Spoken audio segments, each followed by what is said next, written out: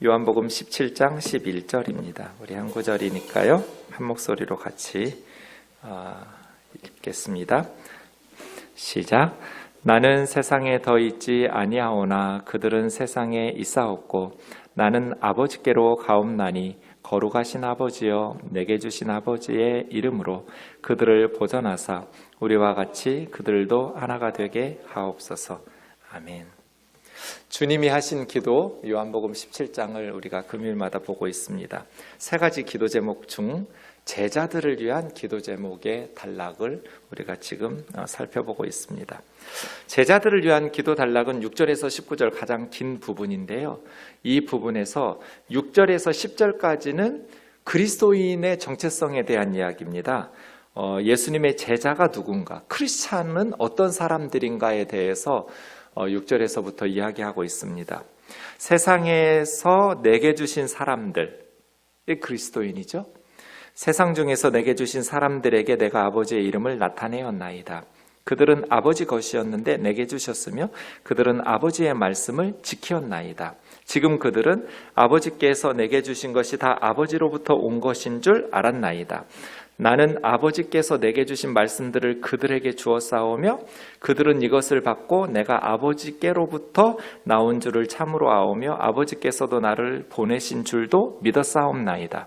내가 그들을 위하여 비옵나니 내가 비옵는 것은 세상을 위함이 아니요 내게 주신 자들을 위함이니이다. 그들은 아버지의 것이로소이다. 내 것은 다 아버지 것이요 아버지 것은 내 것이온데 내가 그들로 말미암아 영광을 받았나이다.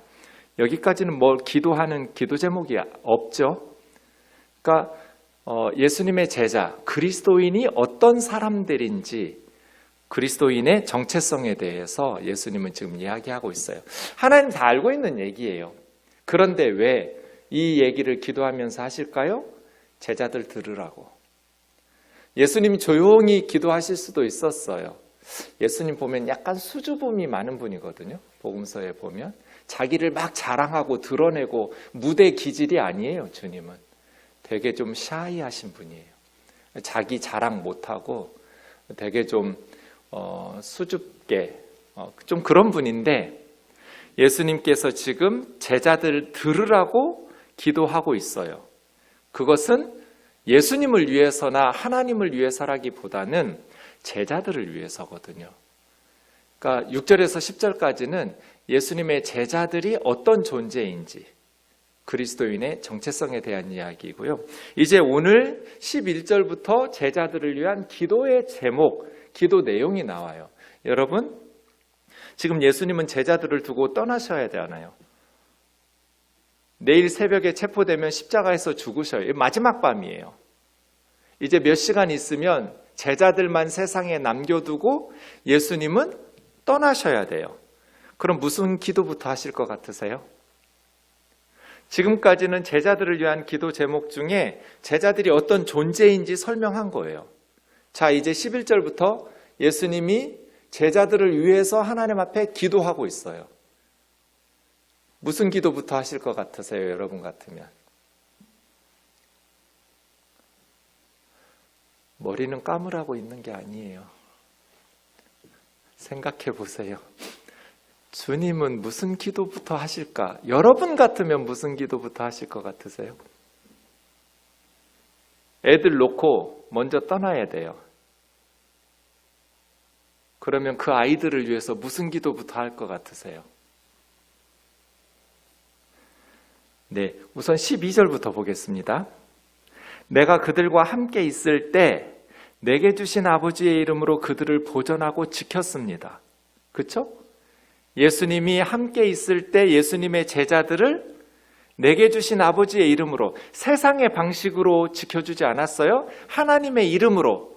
이 말은 하나님의 능력, 하나님의 권세, 누구도 대항할 수 없는, 그래서 하나님의 뜻을 거스려서 누구도 제자들을 빼앗아갈 수 없었어요. 내게 주신 아버지의 이름으로. 이 세상의 방식이 아니라 특별한 하나님의 능력, 특별한 방식으로 그들을 내가 보전하고 지켰습니다. 사탄으로부터, 세상으로부터, 원수들로부터 보호하고 지켜줬습니다. 보존했다라는 것은 악의 세력으로부터 안전하게 보호했다는 뜻이죠. 보호해서 지켰어요. 지켰다라는 것은 그렇게 악의 세력으로부터 보호했다라는 것보다 더 넓은 의미죠. 그래서 그들을 먹이고 돌보고 가르치고 인도하고 이게 다 지킨 거죠. 그렇게 내가 그들과 함께 있을 때 내게 주신 아버지의 이름으로 그들을 보존하고 지켰습니다. 근데 이제 떠나시잖아요. 예수님이 더 이상 지켜줄 수 없잖아요. 그럼 그 기도부터 하시겠죠. 11절로 오겠습니다. 같이요. 시작. 나는 세상에 더 있지 아니하오나 그들은 세상에 있사옵고 나는 아버지께로 가옵나니 거룩하신 아버지여 내게 주신 아버지의 이름으로 그들을 보존하사 우리와 같이 그들도 하나가 되게 하옵소서. 지켜달라는 얘기부터 하겠죠. 그런데 어떻게? 내가 그들과 함께 공생애 동안 세상에 있을 때 내게 주신 아버지의 이름으로 내가 그들을 지켰던 것처럼 이제 나는 떠나지만 그들은 세상에 더 있어야 되니까 거룩하신 아버지요 내게 주신 아버지의 이름으로 그들을 지켜주세요. 이거죠. 그러니까 하나님의 특별하신 능력으로 하나님의 이름 걸고 이 제자들을 지켜주세요 라고 기도하는 거죠. 지켜주세요. 내가 세상에 있을 동안에는 내가 그들을 지켰습니다. 이제 나는 떠나니까 아버지 이들을 지켜주세요. 보존해 주세요. 악의 세력으로부터 보호해 주세요. 이것이 주님의 기도 제목 첫 번째였어요. 주님의 역할, 목자죠. 선한 목자. 양떼들을 지키는 게 목자의 사명이죠. 한 마리 양도 잃어버리지 않고 목자들은 양떼를 지키죠. 내가 지켰습니다. 이것을 우리가 믿고 확신할 때 두려움 없이 담대하게 이 세상을 살아갈 수 있어요. 걱정하지 않고 살아갈 수 있어요. 주님이 나를 지켜주신다. 주님이 왜 이 기도를 제자들 들으라고 했겠어요? 걱정하지 말라는 거잖아요. 주님 떠나신다니까 제자들이 근심 걱정이 가득했잖아요. 주님이 떠나신다고 말씀하시니까 슬픔과 걱정이 가득한 제자들에게 제자들 들으라고 예수님 기도하고 있는 거죠. 아버지요, 아버지 이름으로 지켜주세요. 예수님의 기도를 들은 하나님께서 제자들을 어떻게 하실까요? 지켜주시겠죠. 그런 확신, 하나님의 때까지 내가 하나님 앞에 가야 될 그 순간까지 내 사명을 다할 때까지 하나님께서 나를 지켜주실 거다. 우리 아이가 초등학교에 입학했어요. 초등학교에 입학한 지 얼마 안 돼서 울면서 집에 왔어요. 아빠, 그때 마침 제 집에 있었는데 너 왜 울어? 어떤 동네 형이 자기를 막 욕하면서 돌을 던지는 거예요. 왜 너 뭐 잘못했어? 아무 말도 안 했는데 알지도 못하는 형이 그냥 돌을 던지면서 욕하고 때린다는 거예요. 제가 어떻게 했을까요? 걔네 집 어딘 줄 알아? 네, 몇 동에 사는 형이에요. 가자. 아들을 데리고 가서 초인종 눌러서 그 아이를 불러냈어요. 집에 어른들이 있었으면 어른들한테 얘기했을 텐데 아무도 없이 그 아이만 있어서 나왔어요. 제가 어떻게 했을까요? 너 한 번만 더 우리 아들한테 돌 던지면 너는 반드시 내가 죽일 거야.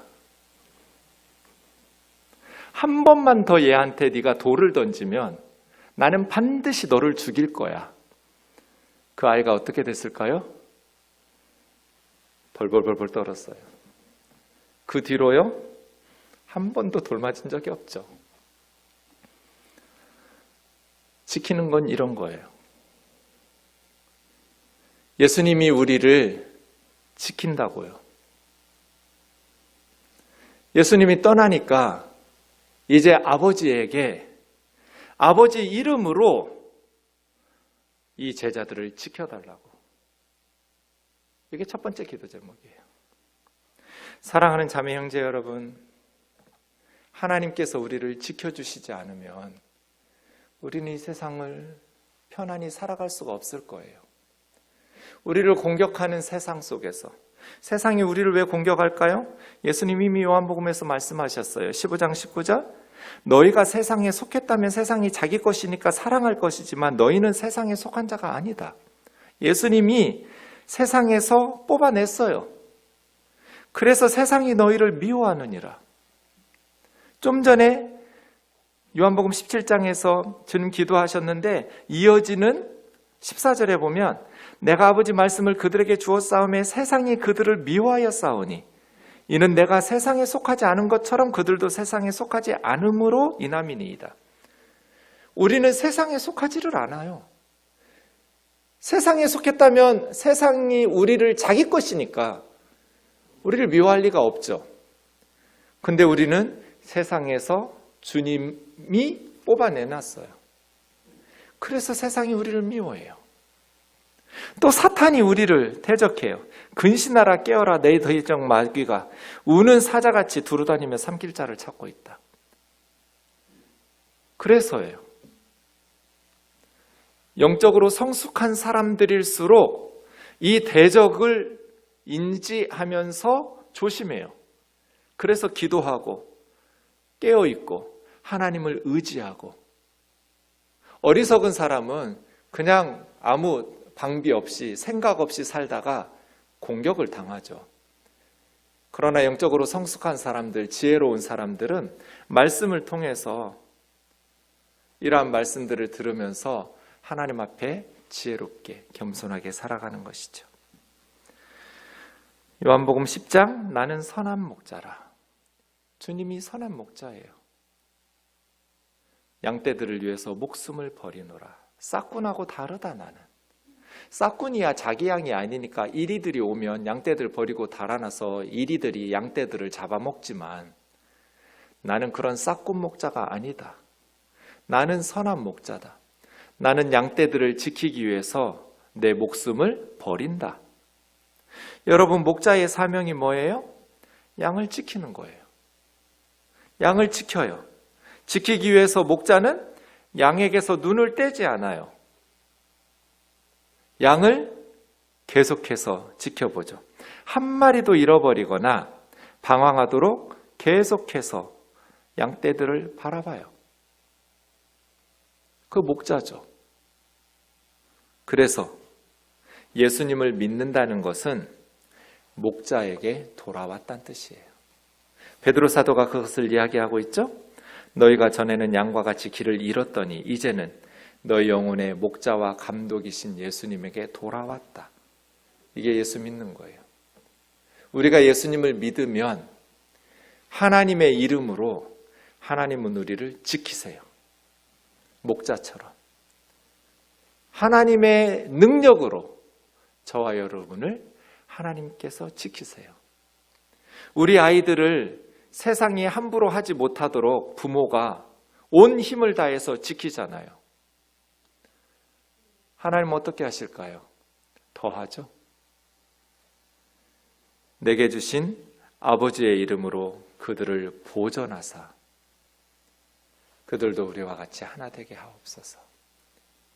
주님께서 우리를 위해서 하나님께 지켜달라고 기도하고 계세요. 그래서 이 세상은 내 경험이나 내 능력을 의지해서 사는 것이 아니라 하나님께서 하나님의 특별하신 능력과 하나님의 이름으로 우리를 보호하고 지켜주시는 것을 의지하면서 살아가야 돼요. 나를 의지하면서 살아가는 사람들은 부모가 아무리 자식을 도와주려고 해도 자식이 그것을 원하지 않으면 도와줄 수가 없어요. 우리도 마찬가지예요. 겸손하게 하나님께서 지켜주시기, 하나님께서 보호해 주시기를 의지하고 하나님을 신뢰할 때 하나님께서는 기꺼이 저와 여러분을 지켜주시고 보호해 주실 줄로 믿습니다.